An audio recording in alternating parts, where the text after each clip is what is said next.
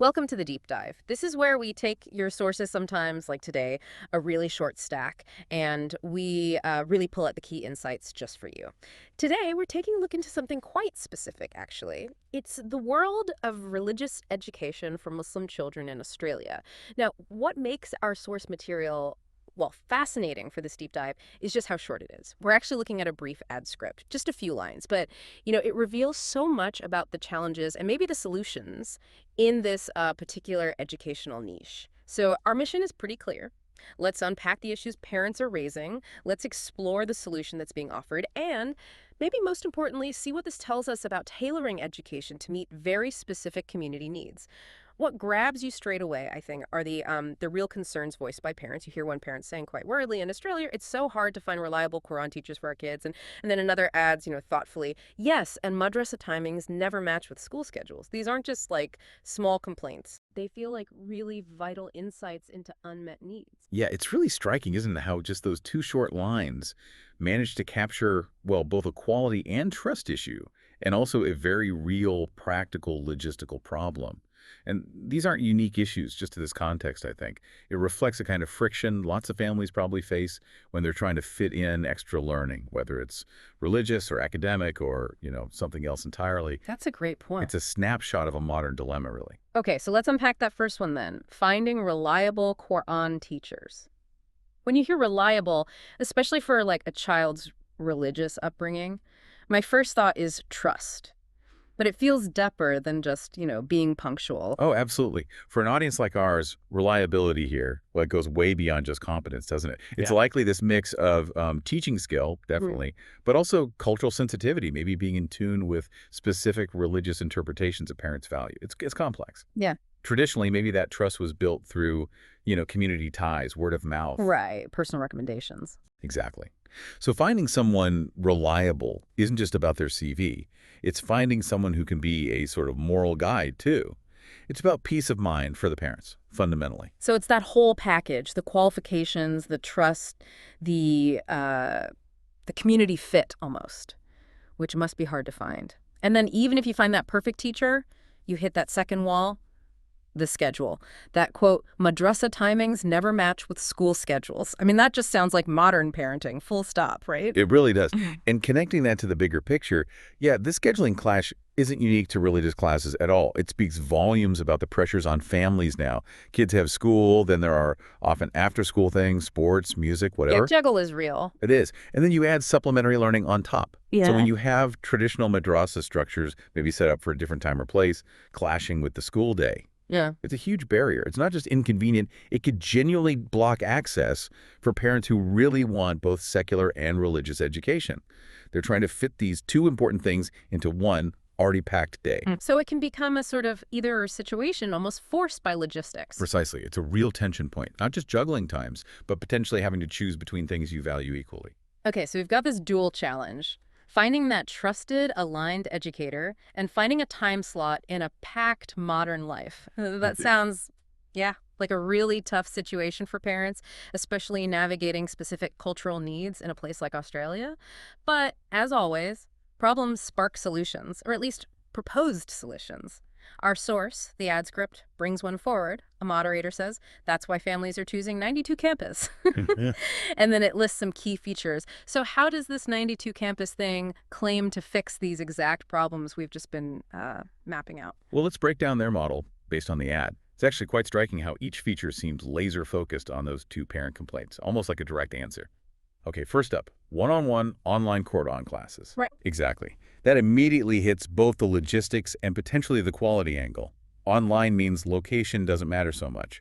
Suddenly, families in different parts of Australia might have access to the same pool of teachers. Widens the net. Hugely. And the one-on-one part, that suggests personalized attention, which is often really good for learning complex things like religious texts. Plus, it could help build that teacher-student bond, fostering the trust parents want. Okay, so that tackles geography and maybe deepens the learning. What's next? Next is certified teachers. This seems aimed squarely at that reliable concern we talked about. The trust factor again. Yep. Certification, in this context, implies some kind of standard, some vetting process. It suggests these teachers meet certain professional criteria, maybe pedagogical ones specific to Quran teaching. For parents, seeing certified offers a kind of external validation. It builds confidence, especially if they don't have that traditional community network to rely on for recommendations. It's a direct answer to needing assurance. Makes sense. A tangible marker of quality. Then number 3, flexible timings. The big one. This is the direct hit on the madrasa scheduling problem. Online platforms are just inherently more flexible. They aren't tied to a building's opening hours or a rigid traditional timetable.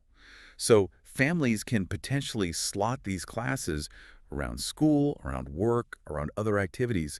It lowers that logistical burden significantly. It respects the messy reality of family schedules today. So it kind of molds itself to the family rather than the other way around? That's a good way to put it. It makes access possible where it might have been impossible before. Okay, online, one-on-one, certified teachers, flexible times, anything else? Yes, and this one's quite important, I think. A free trial. Ah, the try before you buy? Exactly.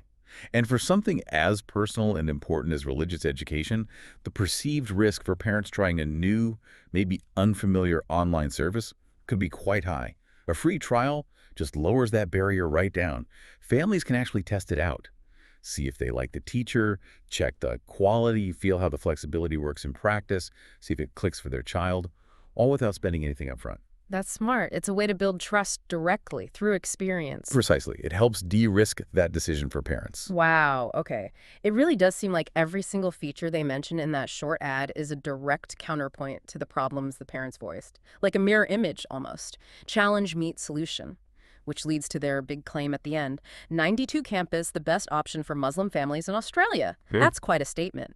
How do you even position yourself as the best in something so personal? It is a bold claim, definitely standard advertising fare in one sense. But if you look at it through the lens of the problems they've just addressed, finding trusted teachers, beating the schedule clash, then the claim reflects this strong conviction, or at least projection, that their model is the most effective solution for those specific needs. It's not just saying we're an option, it's saying we are the optimal option because we listened to your biggest headaches and built this to fix them.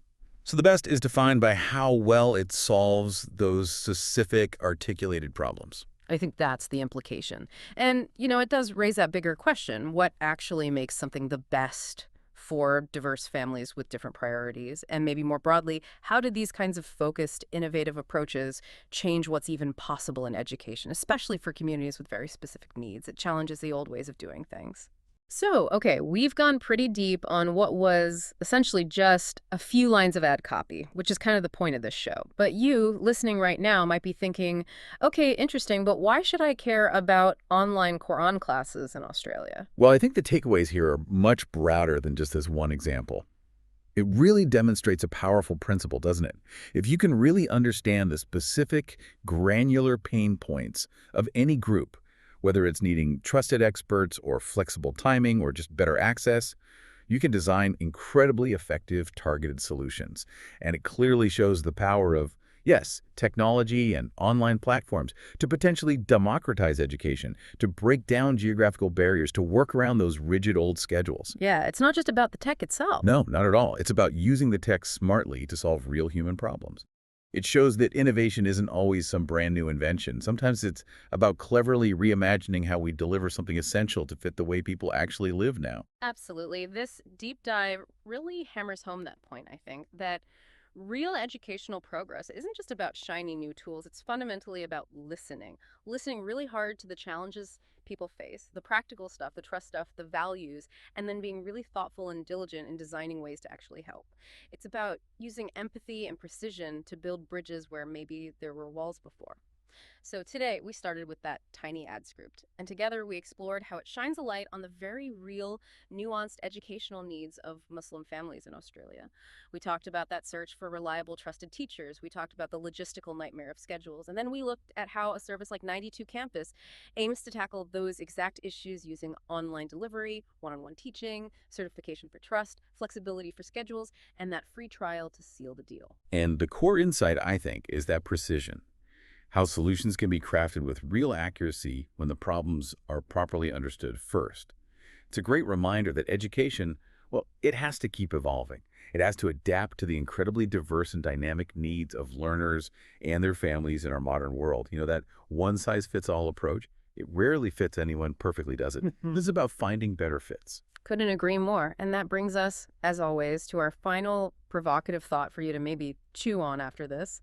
Considering the specific issues we discussed today, trust, quality, logistics, flexibility, and the kind of tailored solution proposed, what other specific, maybe underserved educational needs are out there? Maybe in your community, maybe even in your own life. Needs that could benefit from a similarly empathetic, focused, flexible, quality assured approach. How could we use technology or just innovative thinking to better serve those distinct learning requirements that maybe feel unmet right now? Something to think about. Thank you for joining us for this deep dive. Until next time, keep exploring, keep questioning, and keep learning.